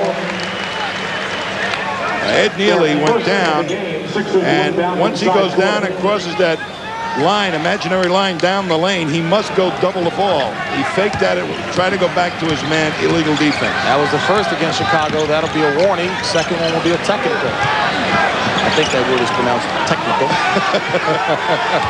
Technically speaking. Under 10 seconds on the shot clock. Dawkins will have to make the move. Once again, Neely does a great job of keeping Barkley off the board. Ed Neely has really done the job off the bench. 7 rebounds by the veteran from Vanderbilt. And don't forget, he's playing against a guy who is a great rebounder. His job is not to get rebounds himself, but to make Barkley impotent on the board, to keep him off the board. And he's playing with the best player in the game, giving him all kinds of opportunities to score. Michael Jordan, that be it. He's got 34 points as Charles Barkley draws the foul. That'll be against Ed Neely, his third.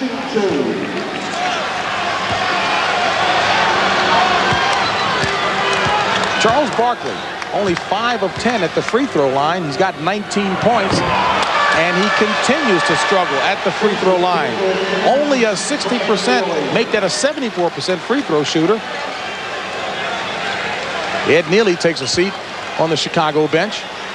You know, I think one of the things Charles Barkley is going to find out in this series is that you oughtn't to be talking in the paper. You ought to be talking on the court. He did a great job in Game 3. This game right now, he's getting what people would perceive to be his medicine. He's been taking a lot of banging. He's very frustrated right now. Well, it's been castor oil for him at the free throw line. Only 1 of 6 in the 4th period at the free throw line. Jordan, King, Grant, Cartwright, and B.J. Armstrong, the 5 for Chicago. But it's Michael Jordan's show today. Michael Jordan drops in his 36th point, and Chicago out to its biggest lead of the ball game, 99-92, 4:27 remaining. How good you feel.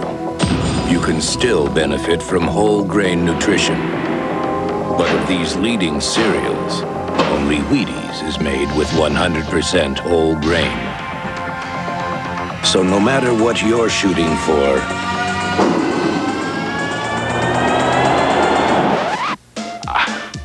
better get your whole grain. I better eat my Wheaties. Hey, only a friend is going to tell you. Off will be preceded by the NCAA Men's Gymnastics Championships, and that'll be followed by the NBA playoffs next Saturday right here on CBS. Our score, Chicago on top 99-92. Now, Dick Stockton, Hubie Brown, and Pat O'Brien normally call this the At the Table segment. This is our serious Mother's Day segment. Jim Gray, you first. Yeah, my mom, Lorna, she's in Denver today. Special woman, happy Mother's Day. And to my mom in Secaucus, New Jersey, Bessie, happy Mother's Day. And to the lady I call the Sergeant, Mary Ann Brown, happy Mother's Day from all of us here at CBS. And a great game indeed here at the Spectrum. Chicago answering the challenge and trying to reverse a trend that has seen them lose 15 of their last 17 games here at the Spectrum. Chicago on a 19-3 run. And Dawkins running down the middle gets hammered. Foul called on B.J. Armstrong.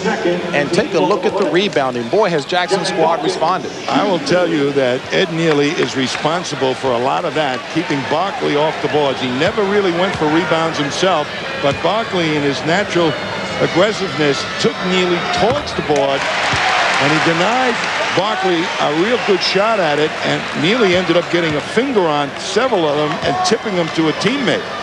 Well, what a great job Ed Neely did. And the Sixers continue to struggle at the free throw line. Dawkins. 2-point shot from Johnny Dawkins cuts the Bulls lead to 4 with 4 minutes remaining in the game. They need a stop right here. And that's the toughest man in basketball to stop, and it had to be a wet floor to do the job.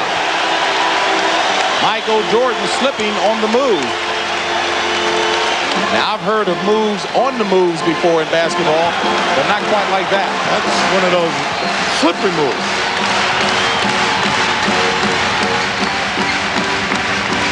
Cheminsky. Barkley, rebound. And score. Well, Stacey King and Horace Grant just did not block out Charles Barkley, and he made his presence felt that time.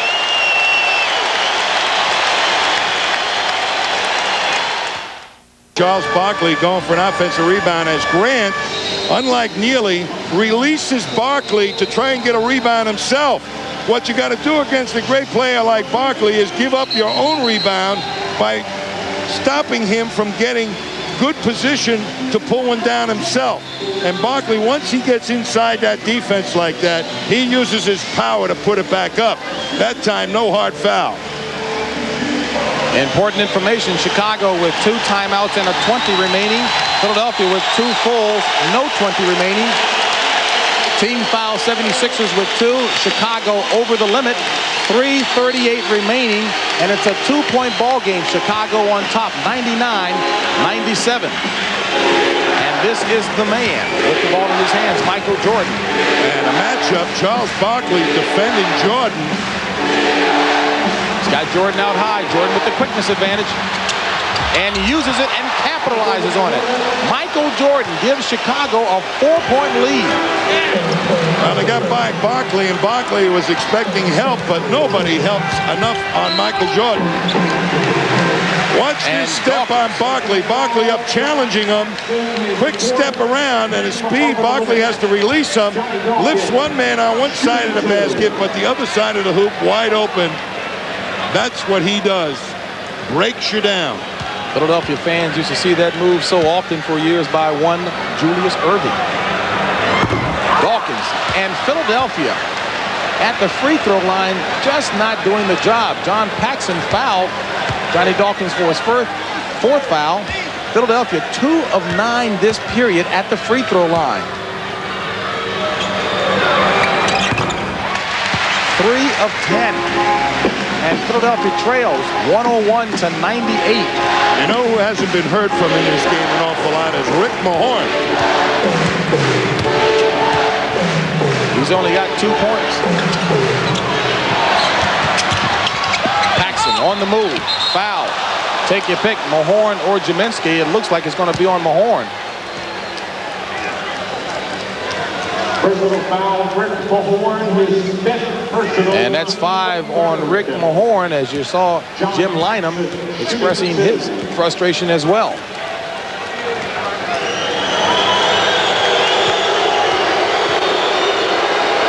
Paxson, 82% free throw shooter on the season, as Ed Neely comes in to replace Stacey King, and Bill Cartwright comes in to replace Horace Grant. Now, the point of those substitutions. Well, the point being that Neely is going to be keeping Barkley off the offensive glass. He was so effective.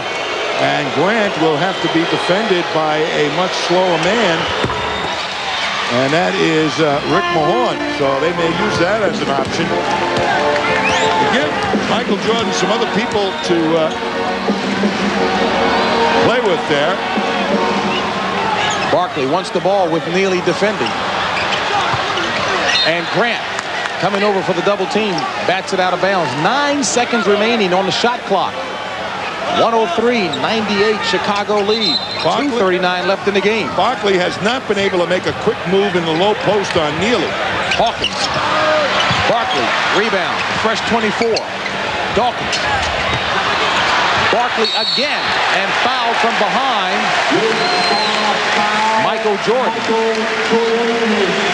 And that's 3 personal fouls on Michael Jordan. Chicago, of course, over the limit in fouls. Now, Barkley has been struggling at the free throw line all afternoon, only 5 of 13.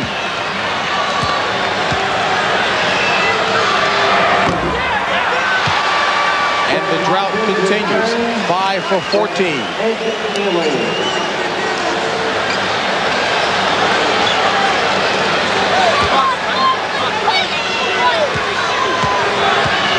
Greg Hodges in for the Bulls right now as an outside shooting threat. Should they start doubling Jordan up the other end? Barkley had missed his last 6 prior to that make, and it's a 103-99 Chicago lead with 2:23 remaining. And Barkley, they got Jordan playing a quick forward spot right now, so Barkley has to play him, and Jordan would end up with easy shots like that. And a quick Horace Grant beating Rick Mahorn to the spot in a fresh 24. And the clock is the enemy of Philadelphia. What a time to put the heat on Charles Barkley to play defense against a real quick, great player. Good hands by Mike Jaminski as he knocks the ball out of bounds.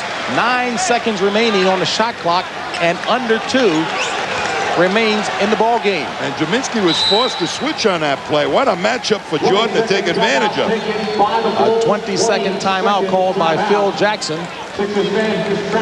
As Jimmy Clemens, the assistant coach, was all in Phil Jackson's ear that time, calling something that he wanted to talk about. Speaking of that, it was really interesting how you were talking about how both coaches seem to be more participatory in their style of coaching, allowing input from the assistants. Well, I think that's kind of important, but I think it's also important to let the players have some input on what they think can work. And right now, I have to say that when you're looking at the Bulls, they've got to come up with something right now to kind of put this out of reach. They've got, in essence, 3 guards in there. Michael Jordan's playing a quick forward. Barkley will have a speed disadvantage. And in fact, they've got the speed advantage at 4 positions right now. Philadelphia has a foul to give, but not like that as Michael Jordan goes over top of Mike Jaminski. And Jaminski with the foul. So Michael Jordan. Well, right now, he's going out. Barkley trying to defend this man. Mahorn tries to step up and double him. No way. Jaminski trying to get that quick. See you later. But I don't know why they're having Barkley play him. Why don't they have one of the guards play him and let Barkley take Hodges or... And the chess match continues as Phil Jackson sends in Ed Neely, the defensive substitution, replacing Craig Hodges. Well, the reason that Anderson is in there right now, he's going to take Jordan. 41 points for Michael Jordan, 14 in this period, and it's a 106-99 Chicago lead with 1:45 remaining. Dawkins over to Anderson for 3. And Neely with the big rebound. Ed Neely with 8 rebounds. He doesn't look pretty, but boy, is he effective. I'll tell you, he just knows where to be. So Chicago looking to put itself in the driver's seat, has apparently at this point done so without Scottie Pippen. Jack Nee says it was touched by Philadelphia. John Paxson called for throwing an elbow, and that's his 5th personal foul. Still time for Philadelphia, trailing by 7.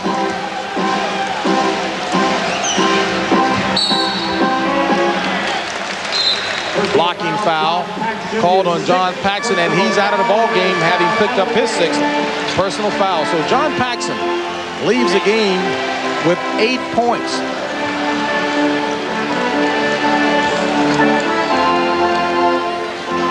I tell you right now, Phil Jackson has done one fabulous job of coming back, playing an important game without a key player, made great adjustments, put people in what created speed matchup advantages. For instance, Grant in the low post in the early part of the game, and then Jordan at the late stages to force the Sixers to adjust. Barkley ending up with him, and Jordan scoring a key basket against Barkley. A terrific coaching job by Phil Jackson, and a lot of people thought perhaps this Philadelphia club had the wherewithal to go all the way, but they are missing Derek Smith.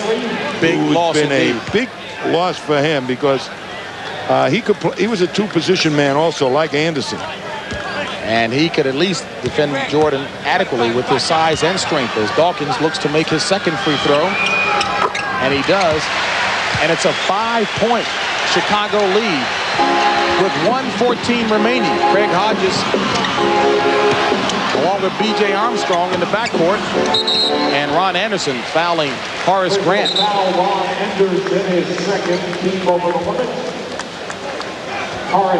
And Grant, not a bad foul in that. Statistically, only 69% from the free throw line during the regular season.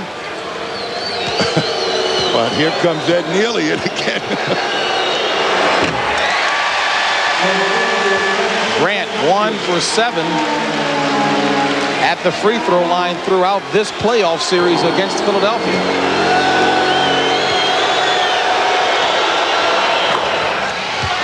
Two for 8 and a 6-point lead, so 2 3-pointers will tie it up.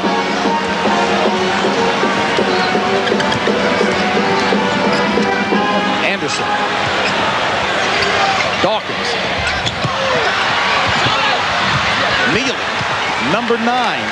on the rebound chart for Ed Neely.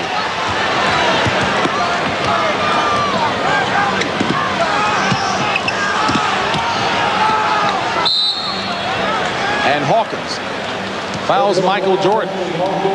So game 5 will be back in Chicago on Wednesday night.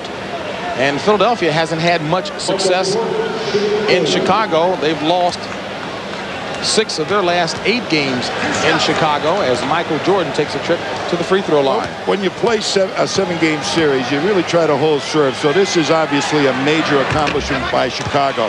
When you play the first 2 games on the other team's home court, you hope to come out of there with a 1 win, and that really puts you in a commanding situation. Right now, they're going back to their own home court, and they're up potentially 3-1 with only 41 seconds left to go, and that is tough to defeat. Got a timeout. We'll be back in just a moment. I don't know. Chicago holding to an 8-point lead with 41 seconds remaining, and certainly a big game by Michael Jordan. Stacey King stepped up big, but Tommy, our Miller Lite player of the game, off the bench, Ed Neely.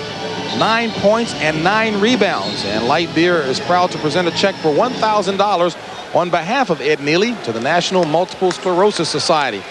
And again, those are numbers with 41 seconds remaining. 4th period field goal shooting, Chicago 63%. Philadelphia wilted down to 27%. You know, people say, how can you give it to Ed Neely? Without Pippen being in the lineup today, he stepped up and just did an outstanding job of taking the emotion away from the Sixers by holding down Charles Barkley. And that's to take nothing away from Stacey King, who started in place of Pippen and gave them 21 points on the afternoon. Percy Hawkins fouling Michael Jordan. Michael Jordan shooting 2. I'm sure those checks that get printed up for the Light player of the game, whenever it was Chicago, probably had Michael Jordan's name on the press, so they'll have to scramble and find some new type. It's going to be an awful difficult job for the Sixers now to revitalize themselves emotionally, as they kind of got beat at their own game. Hard fouls by the Bulls here in Philadelphia. That really took a lot away from Barkley's game.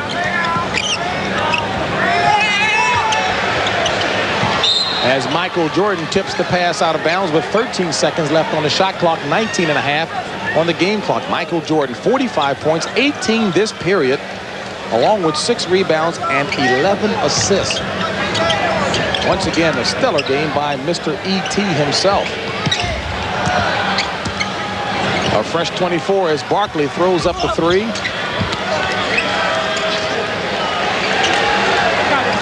And Jaminski. Futile attempt, and that'll do it as Chicago moves out to a 3-1 lead in this Eastern Conference semifinal series between Chicago and Philadelphia. Chicago pulls it out 111 to 101. We'll be back in just a moment. Keep them off the boards, and we came away with a big win. You were successful. You used their tactics. They've been the guys that are banging today. You came in and did that. Why did you change the style today? Well, we want to play that style all the time because we know that we're a little weak, you know, in the middle sometimes, and people, when they take advantage of us, it's on the offensive boards, and you know, that's one thing we try to concentrate on every game. And the games that we don't play well, you see we don't rebound, and tonight we just did a great job. Congratulations, Ed. Michael Jordan, without Scottie Pippen, would you have thought you guys could have won this game? Well, I thought we could. I think we had to get some play from other players. I think and when you miss a key player like that, someone has to step in there and make up for the loss. And Ed Neely, Stacey King, BJ, all 3 of those guys stepped up and gave us some support. You spoke and we spoke after the game on Friday night about the physical play and how you didn't like it. You were able to put that out of your mind today. How were you able to do that? Well, you got to expect it to a certain extent. You got to play your game. You know they're going to try to play a physical game, but our game is not physical. We got our own identity as a team, and we go out and we try to do that each and every night. And we have to alter it to a certain extent, but we don't want to get out of our identity. And I don't even think about it. When I go into the middle, I know I'm gonna get hit, and I got to get the shot off. Okay, Michael, thank you very much. Congratulations. 45 points for Michael Jordan. They go back to Chicago up 3-1. James Brown? And so for Tom Heinsohn and Jim Gray, I'm James Brown saying so long from the Spectrum, where our final score is Chicago 111, Philadelphia 101. Coming up next, the NBA playoffs continue here on CBS with the second half of our conference semifinal doubleheader. Some of you will see the New York Knicks hosting the Detroit Pistons, while others will see the Phoenix Suns and the Los Angeles Lakers.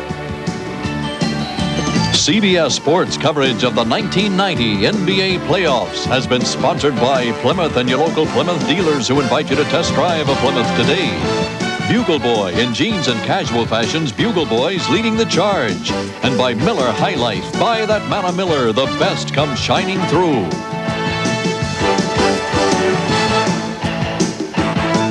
The NBA on CBS is a presentation of CBS Sports.